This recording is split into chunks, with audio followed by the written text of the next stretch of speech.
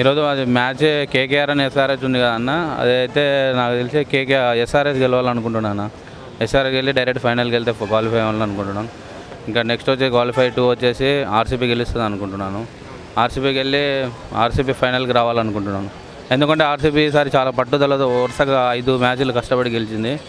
దానివల్ల అది ఫైనల్ వచ్చి ఎస్ఆర్హెచ్ ఆర్సీబీకి ఫైనల్ ఆడితే బాగుంటుంది అనుకుంటున్నాను నేను. సరే, ఈరోజు ఫస్ట్ మ్యాచ్ అయితే కేకేఆర్ హైదరాబాద్ ఉంది.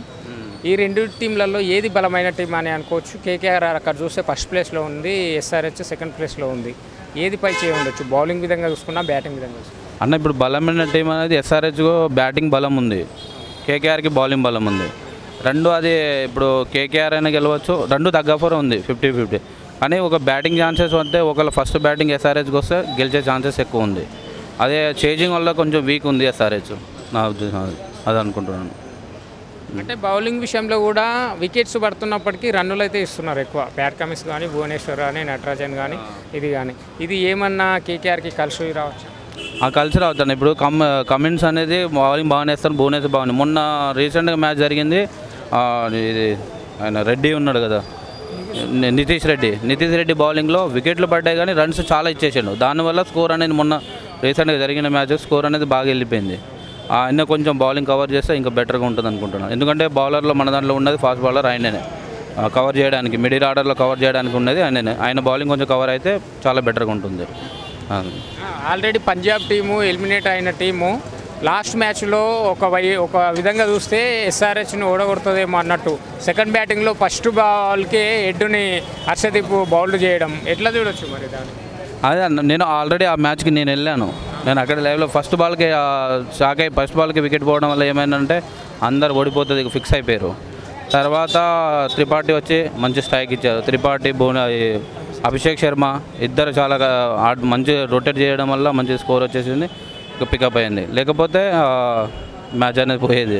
రాజస్థాన్ ఆర్సీబీ మ్యాచ్ ఎట్లా ఉండబోతుంది? ఆర్సీబీ అభిమానులు అయితే ఎన్నో సంవత్సరాల నుంచి ఎదురుస్తుండ్రు. చాలా సంవత్సరాల తర్వాత మళ్ళీ వాళ్ళు ప్లేఆఫ్స్కి అర్హత సాధించిండ్రు. ఎట్లా ఉండబోతుంది అక్కడ?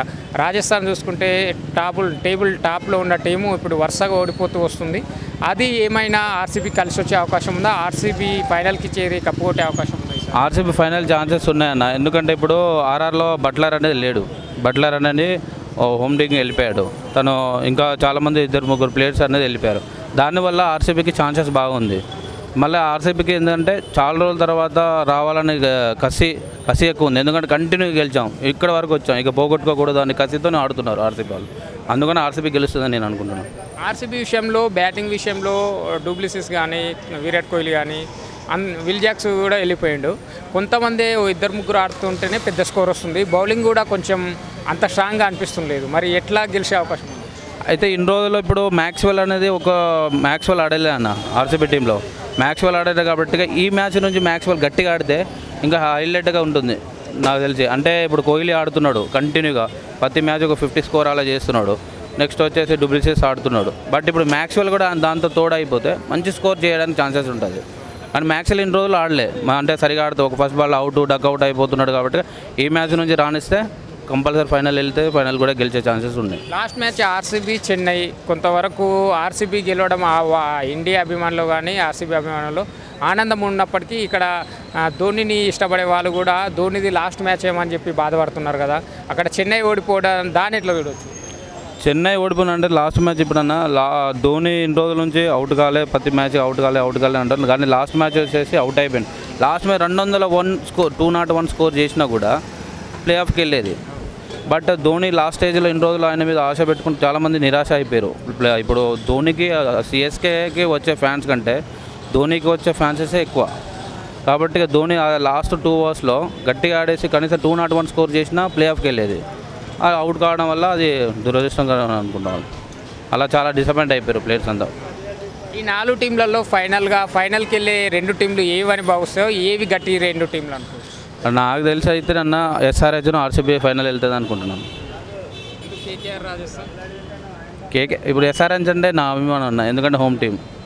ఆర్సీబీ అంటే కసితో ఆడుతున్నారు, పట్టుదల ఆడుతున్నారు, వస్తే ఛాన్సెస్ ఎక్కువ ఉంది.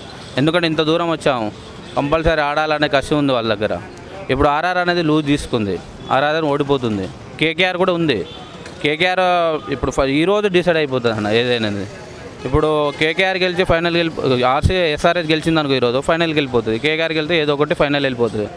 ఈరోజు డిసైడ్ అయిపోతుంది. నాకు తెలిసి ఎస్ఆర్హెచ్ గెలుతుంది అనుకుంటున్నాను. అందుకనే ఫైనల్ ఎస్ఆర్హెచ్ వెళ్ళిపోతే నెక్స్ట్ ఈ 3 ఓడిపోయిన తర్వాత ఇంకో మ్యాచ్ ఆడాలి కదన్న. మేబీ అక్కడ ఆర్సీబీ గెలిచే ఛాన్సెస్ ఎక్కువ ఉందని అనుకుంటున్నాను నాకు తెలిసి. ఇక్కడ మనము మన హైదరాబాద్ టీం గురించి మాట్లాడితే మన తెలుగు కుర్రాడు నితీష్ రెడ్డి, ఆంధ్రప్రదేశ్ విశాఖపట్నం చెందిన కుర్రాడు, బౌలింగ్లో కానీ బ్యాటింగ్లో కానీ చాలా అద్భుతంగా ఆడుతున్నాడు. ఆయన ఆటను ఎట్లా చూడొచ్చు? ఇంకా ముందు ఇక్కడ తెలుగు వాళ్ళకి అవకాశాలు ఇస్తే బాగుంటుందా? ఎట్లా అన్న ఇప్పుడు ఆ నితీష్ రెడ్డికి అవకాశాలు ఇవ్వడానికి ఛాన్సెస్ ఉన్నాయి. ఒక్క T20 చూసాం. బట్ క్రికెట్ మన బీసీసీ అనేది ఎట్లా తీసుకుంటుంది అంటే ఒక T20 తీసుకోదు. టెస్ట్ ఆడాలి, వన్డే ఆడాలి, ప్రతి మ్యాచ్ ఆడాలి. ఇప్పుడు T20 అనేది 20 ఓవర్లలో ఎవడైనా కొడతాడు 6లు. ఎందుకంటే హిట్టింగ్ చేస్తే ఆ 6లు పోతాయి, 4లు పోతాయి. బట్ అది ఏంటంటే ఇది మన వన్డే కూడా ఆడాలి కదా నిలబడి వికెట్లు ఆపుకుంటే. ఇప్పుడు టెస్ట్ మ్యాచ్ ఉంది, టెస్ట్ ఆడాలి. ఒకటే T20 తీసుకొని ఇవ్వరు కదన్న. అదే కొంచెం ఇంకా రానియాలి. ఇంకా టైం పడుతుంది. ఇంకా 2 ఇయర్స్ నాకు తెలిసి ఇంకా ఉంటుంది ఛాన్సెస్ ఉంటాయి కానీ బట్ ఇంకా కొంచెం 2 ఇయర్స్ దాకా టైం పడుతుంది అనుకుంటున్నాను.